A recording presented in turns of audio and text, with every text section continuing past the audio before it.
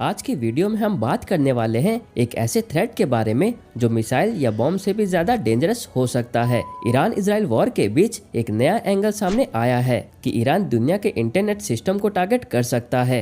लेकिन सवाल ये है, क्या सच में इंटरनेट बंद हो सकता है, और अगर ऐसा होता है तो इंडिया पर इसका क्या इम्पैक्ट पड़ेगा। सबसे पहले एक बेसिक चीज समझते हैं कि इंटरनेट काम कैसे करता है। अक्सर लोग सोचते हैं कि इंटरनेट सैटेलाइट से आता है, लेकिन रियलिटी ये है, दुनिया का लगभग 95% internet traffic under sea fibre optic cable के थ्रू जाता है, जो समुद्र के नीचे बिछे होते हैं। अब यहाँ एक बेसिक सवाल आता है, क्या इंटरनेट हमेशा से ही ऐसा फास्ट और ग्लोबल था? जवाब है नहीं। सबसे पहले कम्युनिकेशन होता था टेलीग्राफ के थ्रू, जहाँ मैसेज इलेक्ट्रिक सिग्नल के फॉर्म में भेजे जाते थे। 1858 में पहला अंडर सी टेलीग्राफ केबल अटलांटिक ओशन के नीचे डाला गया और पहली बार यूरोप और अमेरिका डायरेक्टली कनेक्ट हुए। लेकिन ये सिस्टम बहुत स्लो था, सिर्फ टेक्स्ट मैसेजेस जा सकते थे। इसके बाद आया टेलीफोन सिस्टम, जहां आवाज ट्रांसमिट होने लगी, और फिर अंडर सी टेलीफोन केबल बिछाए गए, लेकिन ये भी लिमिटेड था, डेटा ट्रांसफर बहुत कम होता था। फिर आया कंप्यूटर का ईरा और इंटरनेट डेवलप होना शुरू हुआ।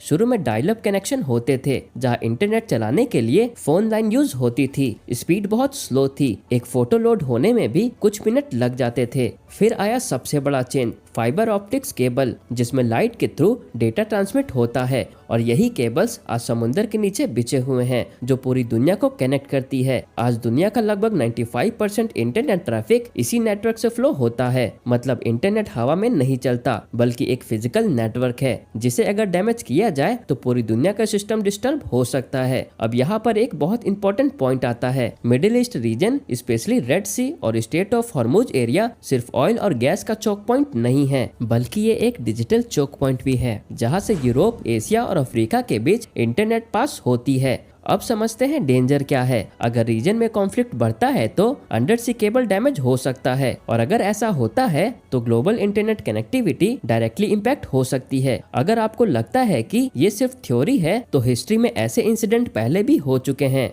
2008 मेडिटेरियन सी में एक साथ मल्टीपल इंटरनेट केबल कट हो गई थी, जिसका इम्पैक्ट इंडिया और मिडिल ईस्ट तक देखने को मिला था। 60 मिलियन से ज्यादा यूजर्स इससे इफेक्ट हुए थे, और इंटरनेट स्पीड ड्रास्टिकली स्लो हो गई। 2020 यमन में सिर्फ एक केबल कट हुई और पूरा देश ऑलमोस्ट इंटरनेट ब्लैकआउट में चला गया। मतलब ये कोई हाइपोथेटिकल थ्रेट नहीं है, ये रियल वर्ल्ड में पहले भी हो चुका है। सोचिए अगर ये इंटरनेशनली किया जाए तो क्या हो सकता है। अब एक और डेंजरस एंगल समझिए, ये सिर्फ फिजिकल डैमेज तक लिमिटेड नहीं है। ईरान पहले भी इंटरनेट शटडाउन और साइबर कंट्रोल यूज कर चुका है। मतलब फ्यूचर वॉर में इंटरनेट भी एक वेपन बन सकता है। लेकिन क्या ईरान पूरा इंटरनेट बंद कर सकता है? देखिए, पूरी दुनिया का इंटरनेट बंद करना मुश्किल है, लेकिन अगर मल्टीपल केबल डैमेज हो जाए तो इंटरनेट स्लो हो सकता है और ग्लोबल सिस्टम डिस्टर्ब हो सकते हैं। अब सबसे इम्पोर्टेंट पार्ट, इंडिया पर इसका क्या इम्पैक्ट पड़ेगा। इंडिया एक रैपिडली ग्रोइंग डिजिटल इकोनॉमी है, और इंडिया का इंटरनेट भी अंडर सी केबल पर डिपेंड करता है। अगर मिडिल ईस्ट में रूट डिस्टर्ब होता है तो इंडिया में इंटरनेट स्पीड स्लो हो सकती है, इंटरनेशनल वेबसाइट और सर्विस डिले हो सकती है, क्लाउड सर्विस और बैंकिंग सिस्टम इम्पैक्ट हो सकते हैं। मतलब इसका इफेक्ट सिर्फ ब्राउजिंग पर नहीं, बल्कि पूरी इकोनॉमी पर पड़ सकता है। यहाँ एक इम्पोर्टेंट बात समझिए, इंडिया दुनिया का एक बड़ा IT हब है, और इंडिया के IT एक्सपोर्ट ग्लोबल क्लाइंट पर डिपेंड करते हैं। अगर कनेक्टिविटी स्लो होती है तो इंडिया का IT सेक्टर भी इम्पैक्ट हो सकता है। तो देखा जाए, ये वॉर सिर्फ मिसाइल और टैंक का नहीं रहा, ये अब एक डिजिटल वॉर बन चुका है, जहां energy supply, internet cable, cyber attacks सब एक साथ यूज हो रहा है। तो ओवरऑल देखा जाए, ईरान इजराइल का कॉन्फ्लिक्ट का नेक्स्ट फेज बैटलफील्ड पर नहीं, बल्कि इंटरनेट इंफ्रास्ट्रक्चर पर लड़ा जा सकता है, क्योंकि अकेला ईरान अमेरिका और इजराइल से नहीं जीत सकता,